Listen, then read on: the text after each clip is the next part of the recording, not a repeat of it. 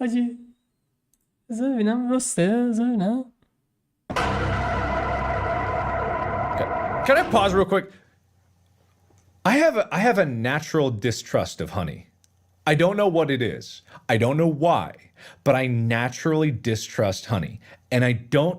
Okay, all right, guys. All right, we're gonna... حاجی قضیه هانی رو میدونید؟ میاکوروشو یادت رفته اسمشونو؟ دهنت سرویس مگه میشه؟ Stop. Everyone listen.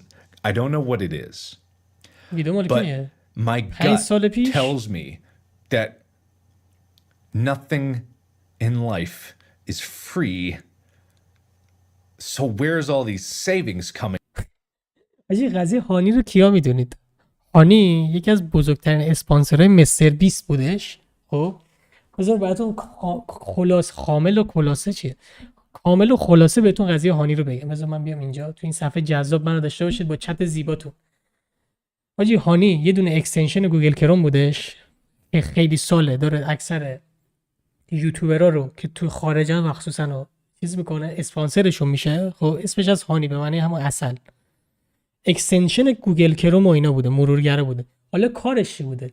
کارش این بوده که تو هر خریدی رو می‌خواستی انجام بدی، مثلا میرفتی داخل چه میدونم، مثلا می‌خواستی بری یه دونه مثلا دیجیکالا یه محصول، دیجیکالا که نه، مثلا آمازون می‌خواستی یه دونه مثلا جناب حتی تیشرت بخری یا هر چیزی که می‌خواستی بخری، وقتی اکستنشن هانی رو داشتی برات میرفت از سایت ها و اینا کوپن کد یا همون کدای تخفیف هستن، اونا رو برات اسکن میکرد، می آورد برات توی اون سایت پیست میکرد و تو با تخفیف اون کالا رو میخریدی.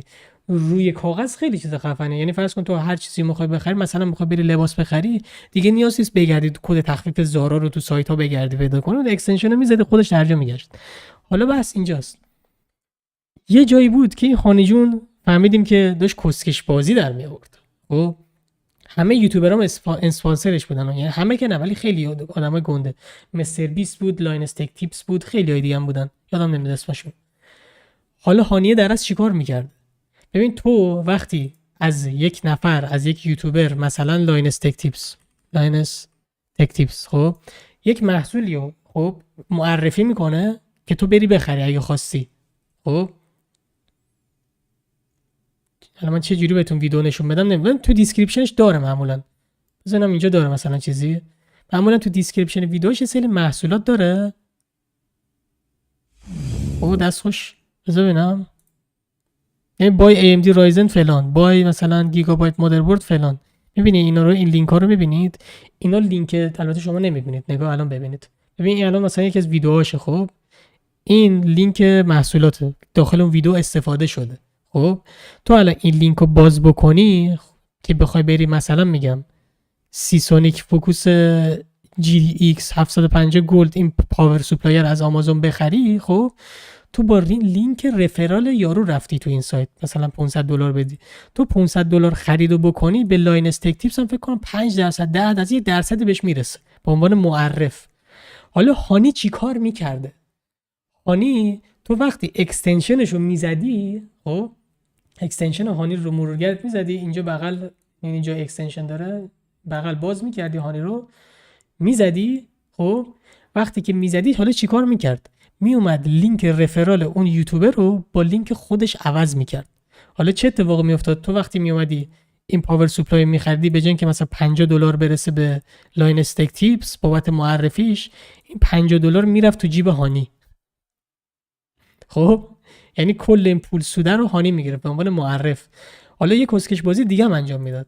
هانی برات واقعا میگشت کوپن کد پیدا میکرد، یعنی مثلا تخفیفت میداد، یعنی مثلا بعضی جاها واقعا تو مثلا 10% تخفیف میگرفتی که به نفعت بود، یعنی جدا از شوخی برای خریدار. ولی یه سری وقتا بود ارور میداد، مثلا میگفت هیچ کوپنی نداره، هر چیزی که میخوای بخری، مثلا میگم تو این پاور سوپلای می‌خواستی بخری، یهو میزد این پاور سوپلای کوپن کد داره تخفیف، تو مثلا با ذوق میرفتی روش میزدی اسکن، بعد اسکن میکرد ارور میداد، بهت هیچ کوپن کدی نمیداد، یعنی هیچ کد تخفیفی برات پیدا نمیکرد چون نبود. بعد حالا اینجاش جالبه، وقتی که نبودم باز لینک رفرال یارو رو عوض میکرد و لینک رفرال خودش رو میذاشت که باز تو اون صورت بازم پولو از کانتنت کریتور میگرفت. سوال جالب پرسیدی، ضررش با مردم چی بود دقیقاً؟ ببین اینجاش هم یه بحث دیگه داره. ببین ضررش به مردم خیلی کمتر بود تا کانتنت کریتور رو بخوای منطقی حساب بکنی. چرا؟ چون الان مثلا میگم الان لاین استیک تیپس مثلا میگم 5000 تا برای مثال بگیم برای تبلیغات هانی میگرفت. خب $5000 میگرفت که تو این ویدیو تبلیغش کنه. بعد توی دیسکریپشن مثلا میتونست $10,000 برای مثال در بیاره، میشد مثلا صفر، هیچ پولی در نمیاد. این ضررش برای خود لاین استیک تیپس بود. حالا ضررش برای مردم چی بود؟ مردمم یه سری از کالاها رو میتونستن برن کد تخفیف بهتری رو بگردن و پیدا کنن، در صورتی که مثلا هانیه اصلا نمی آورد اینو براشون. میگید چی میگم؟ و خیلی از مثلا مردم که خرید میکنن، مثلا میگم تو فرض کن دقیقاً مثل اینمونه، تو میری با یه دلیلی مثلا میگم آریا کیوکسر مرچ میزنه، تو میری مرچشو بخری، تو لباس آریا کیوکسر مثلا میگم میخری 1 میلیون، خب در صورتی که میدونی از اون 1 میلیونی که تو داری میدی پول تیشرت مثلا 500,000 تومانش به آریا کیوکسر میرسه برای مثال، بقیه‌اش همه هزینه ساخت تیشرت است. خب تو میدونی تو یه جنسی رو میخری که ارزش فیزیکی برات داره، در عین حال به اون کسی که دوستش داری و ویدیوشو میبینی هم یه سودی میرسونی. خب به اون یارو داری از یارو داری حمایت میکنه یه جوری. و توی این قضیه دقیقاً مثلا میگم مثل اینمونه مثلا ریمیت، خب بیاد مثلا میگم الان تو برای من دونیت کنی، پولش دونیتش بیاد رو صفحه همه چیش بیاد ولی پولی به من نده. یعنی تو ضرر نمی‌کنی، تو دونیت تو کردی، تو ضرر نمی‌کنی، من ضرر می‌کنم، ولی در اصل تو یه جوری داره چیز میشی دیگه، یعنی از تو هم داره سوء استفاده میشه. یکی از بزرگترین چیزاش این بود. مثلا میرم با بوتیک علی قاف به قاف هیچی نمیرسه، همون حالت ها یه جورایی، یعنی جدا از این حالا یه سری چیزای دیگه هم داشت که دقیق یادم نیست، یه سری چیزای دیگه هم یادم بود توش توی قضیه هانی. اگه میخواید بریم ویدیوشو ببینید بذار از پیدا کنم چون خیلی بحث داغی بود. هانی اسکندل خیلی اصلا چیز عجیبی بود اینا. 8 روز پیش من دیدم اینو، پایینش باگ یوتیوبه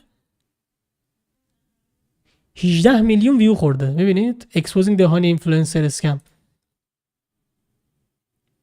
By now, you تایمر 8 ساعت رو ببینم کدوم برو گم شو ناموسن. این ویدئویی بود که وقتی اومد ترکوند، یعنی واقعا اینترنت رو ترکوند، خیلی ریاکت رفتن و دیدنش. نگاه 18 میلیون هم ویو داره چنل یارو ویدیوش. have probably heard about Honey. You know, نگاه the browser extension that saves you money. Do you have Honey installed? می‌بینید تبلیغات سرویس.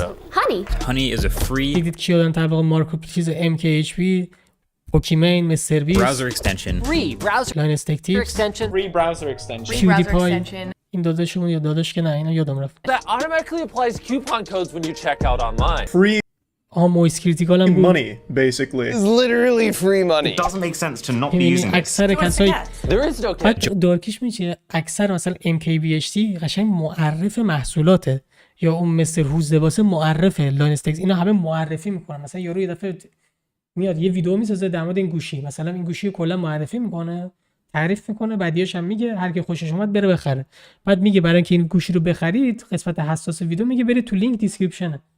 خب یعنی اصل سود ویدیوش اونه بیشتر. Join Honey. Join Honey. Join honey. Honey. میبینید کیان خیلی دیگه خیلی هم. Yeah, I hate to break it to you, but your favorite influencers sold you a lie. Honey is a scam, and the majority of claims promoted by those influencers aren't even remotely true. But خیلی حاجی اسکندلش خیلی it بزرگ gets بود. worse. Honey hasn't just been scamming you, the consumer, they've also been stealing money from influencers, including the very ones they paid to promote their product. And I'm not just talking about a few bucks here. I believe the scam has likely cost content creators millions of dollars. Sound crazy? Well, I didn't believe it at first either, until I experienced it myself firsthand. In fact, I'm confident this might just be the biggest influencer scam of all time. خیلی بزرگ بود اسکمش. Which is insane, considering Honey is owned and run by PayPal, who purchased this company. اینش یادم رفت. هانی فکر کنی کمپانی که رسما داره اسکم میکنه صاحبش پیپل خریده بودش. For $4 billion. 4 This billion, three-part series is the $4 result of a million multi-year خریدش. investigation where I believe I've uncovered signs of advertising fraud, affiliate fraud, the illegal collection of personal data, deception, lies, coercion, ایناش هم راستی یادم رفت بگم. extortion, the list goes on. I've reviewed hundreds of documents, adverts, sponsorships.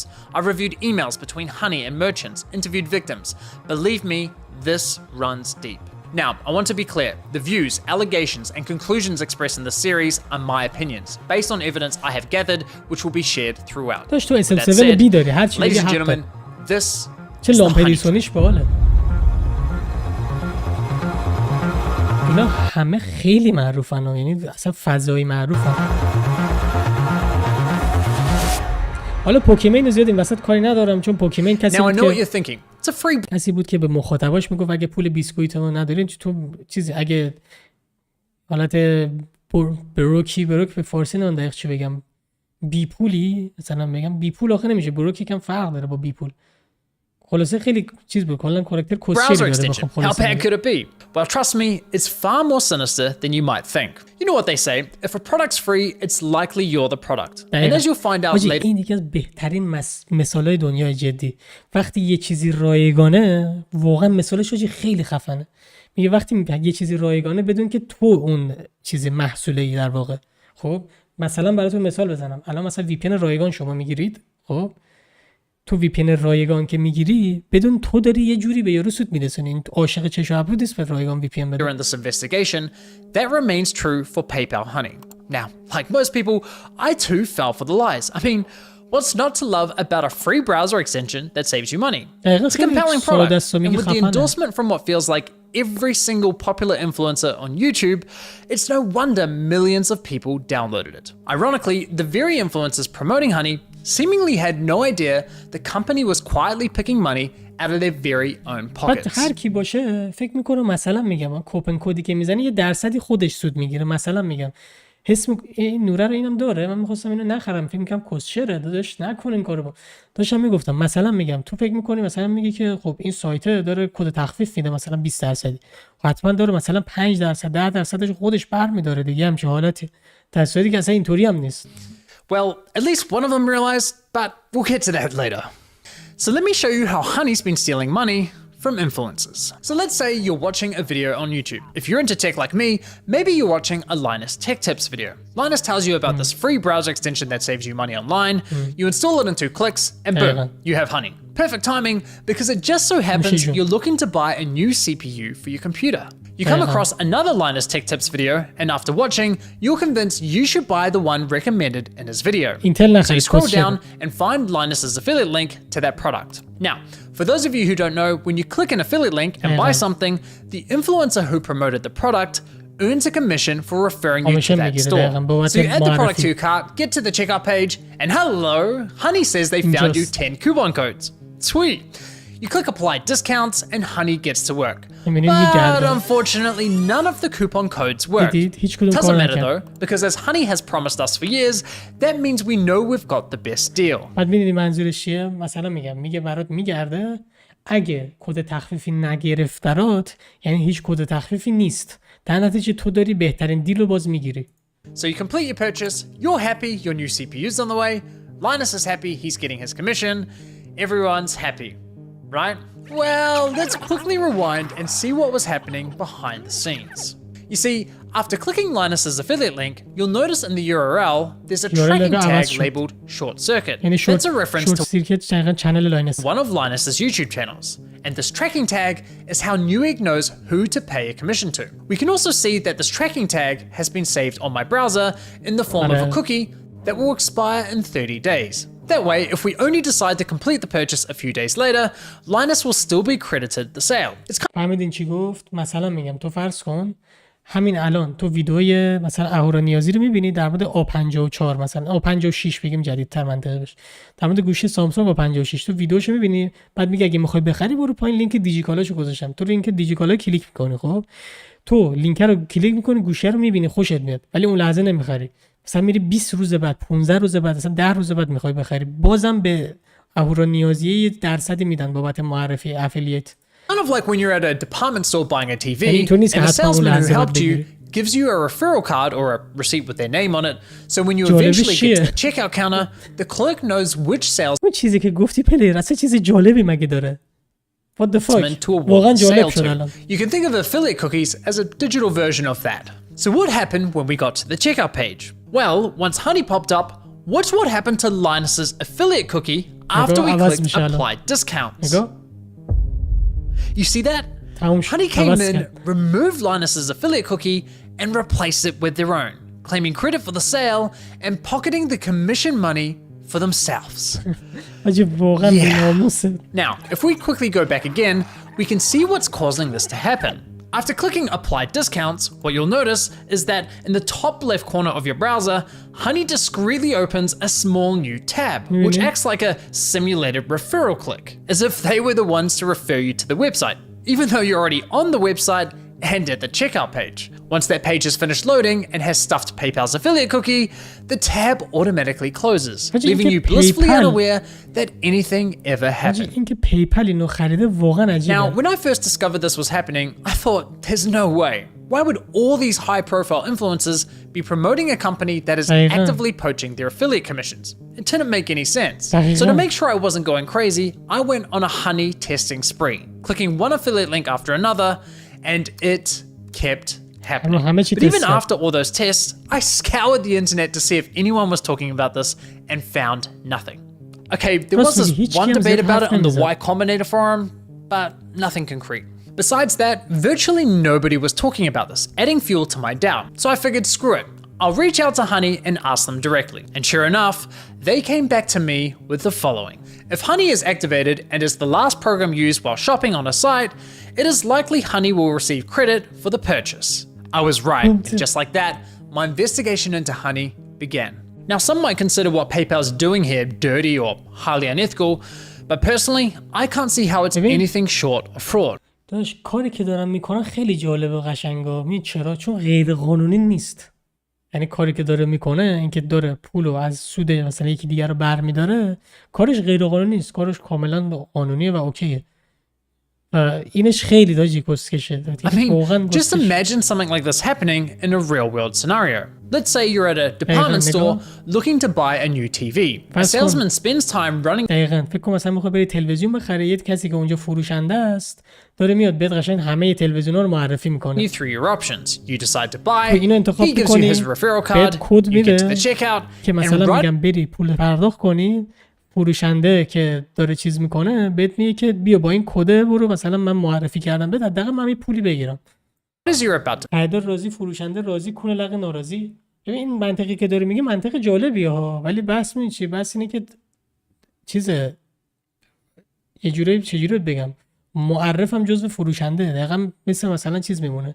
مثلا تو رفتی رستوران، تو غذا تو سفارش میدی، ترجیح میدی یکی برات غذا رو بیاره یا خودت بلند شی بری اونجا غذا رو بگیری بیای. خب تو اون لحظه داره غذا تو میگیری میخوری، تو که راضی، فروشنده هم که حساب رستوران اونم راضی. خب کونه لق ناراضی اگه مثلا اون چیزه باشه، خدمتکاری باشه که خدمتکار نه چی بهش میگن، یه چیزی بهش میگفتم فارسی، یه پیشی داشتیش. خلاصه اون راضی نباشه که نمیشه که، میدونی تو کار تو بد پیش میره واسش. Pay, a sleazy salesman pops up going, "Hey, shall I check if I have any coupon codes for you?" Naturally, you say sure. He snatches your referral card without you ever noticing, looks for coupons, says, "Sorry, no luck this time." But instead of handing back the original referral card, he hands back his own. PayPal didn't refer the customer to the store. They didn't promote any of the products. The salesman did that. PayPal provided absolutely zero value to the customer, yet they were rewarded for the sale. But because this is all happening online, very behind clicks and... تو فرض کن پول نگیره دیگه. برات مثال میزنم. تو ایران اونا پیش خدمت‌ها یا خدمتکارا اون کسی که چیز میکنه غذا رو میاره اسمش یادم رفته چیه. اون یه حقوق ثابتی میگیره، خب کاری به اون نداره. تو برو مثلا با یکی که تو آمریکا کار میکنه، تو آمریکا اونا حقوق ثابت اونطوری نمیگن، اونا تیپ میگیرن. مثلا میگم تو برگر سفارش میدی مثلا میشه $5، یارو که برات غذا رو میاره سرویس رو برات میاره، تو باید یه مقداری یه درصدی تیپ بدی به اون. معمولا مثلا 20% تا 40% تیپ میدن. خب مثلا 40% مثلا $5 حساب میکنه، یه مقداری بیشتر پول میدی به یارو به عنوان تیپش. درآمد یارو اونه. مثل تو با یارو تیپ ندی و مفتی برات انگار داره کار میکنه. Cookies and tracking data, there's little to no transparency. یارو تیپ ندی مشکلی پیش نمیاد، کسی نمیاد یقتو بگیره ببرت زندان. میتونی تیپ ندی و تو هم راضی میگی بیشتر بلکشی پول بدم، در صورتی که میگم اخلاقی و منطقی نیست. That this is ever happening. Okay, but what if Honey had found a working coupon code? Would that make it okay for them to claim the commission? Honestly, no, I don't think so. The fact remains that Honey didn't refer the customer to the store, nor did they promote the product. Look, don't get me wrong, I'm a consumer myself.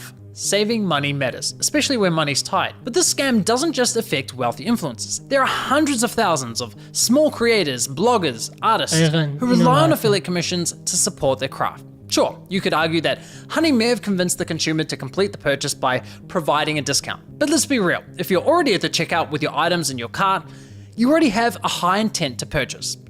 And again, this would never fly in a real-life sales environment. No department store is going to allow a salesman to hang out at the checkout counter, casually handing out coupon codes while simultaneously stealing commissions from the other sales reps. So why are we allowing a corporate giant like PayPal to do it on the internet? Now, believe it or not, this first example I just showed you with Linus is just one of 3 scenarios in which Honey poaches affiliate commissions, and the next scenarios are even worse. But before I show you how bad scenario 2 is, it's important you understand the fundamental system Honey is exploiting. You see, in affiliate marketing, there's this thing called last click attribution, which basically means last click wins. For example, you might click on a shoe blogger's affiliate link for a pair of Nikes, but you don't buy right away. Later, you click on a YouTuber's link for the same shoes and complete the purchase. In this scenario, the YouTuber gets the commission and the blogger gets nothing. There are other models like first click, where the blogger would win the commission, or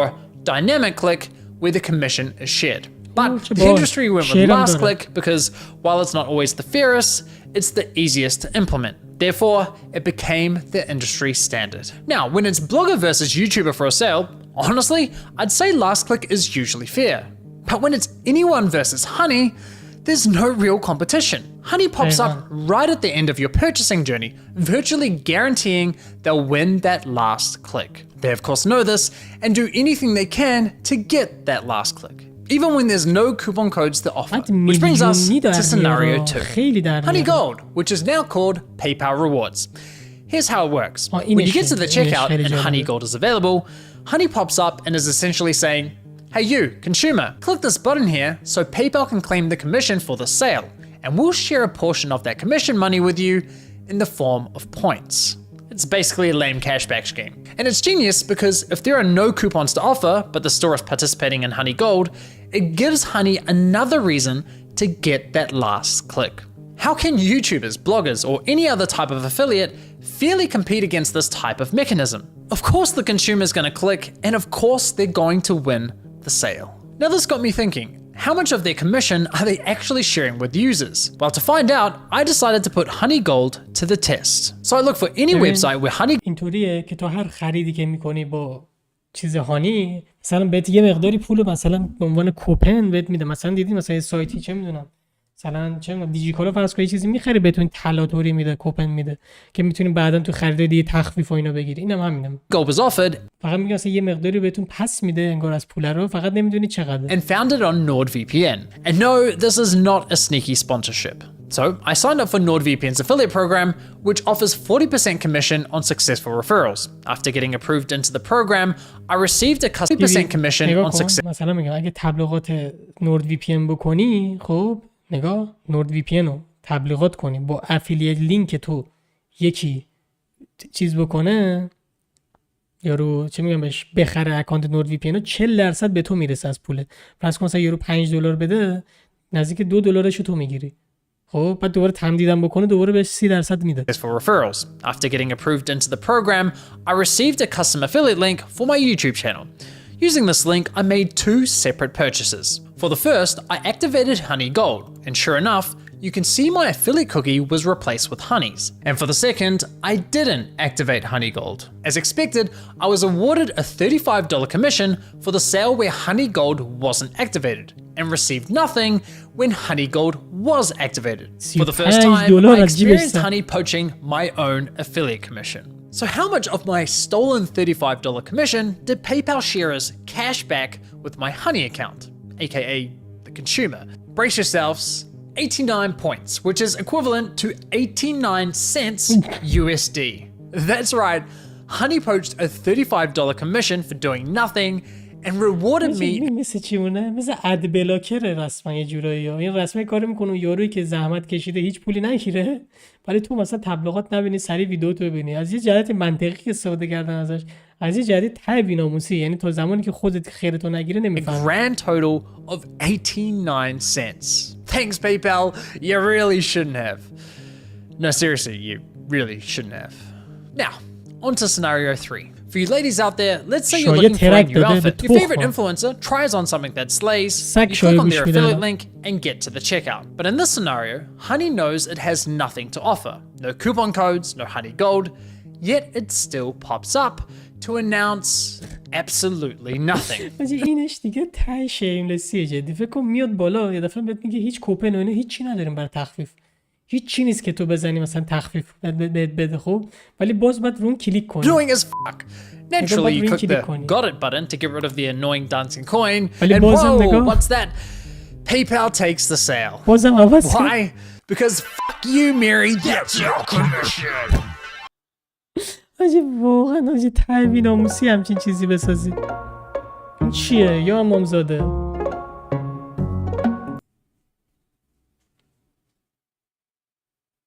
سوختیم آجی. But wait, there's more. My personal favorite is when Honey has nothing to offer, so pops up offering you to check out with PayPal, even though the option is already available at the checkout page. And of course, if you click the checkout button, PayPal poaches the sale. Classy. As I was saying, Honey uses any excuse possible to get that last click from the user. It's absolutely disgusting. I can't even begin to fathom how much money has been lost at the hands of this browser extension.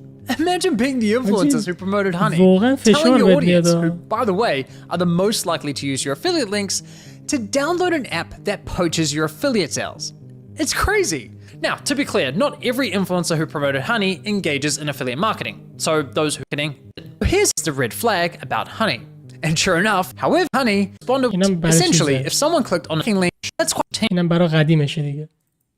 برای اینکه مثلا اینطوری بحث کرده بود توی قضیه. Page. Honey would claim it couldn't find me any coupon codes. آجی واقعا آجی Online business. سبک اسکم متفاوتی بود. چیزی now I'm proud of myself for being too lazy for those 2 clicks for it for years. This man is not چی suicide. چه ربطی داره؟ چرا باید اینو گور به گور؟ آها دیدین مثلا هر کی یه چیزی رو پیدا میکنه یه دفعه گور به گور میشه منظورشونه. فورنای ما زمینی ورد باتیم. لازم وایس ببینم نکنه گور به گور شده. لازم ببینم. نه دیگه 8 روز پیش ویدیو گذاشت. 8 روز پیش پارت 2 شو گذاشت. پشمام. بعدا نگاه میکنم. ریدم آجی. فکر کنم 1 سال ویدیو نذاشته بود.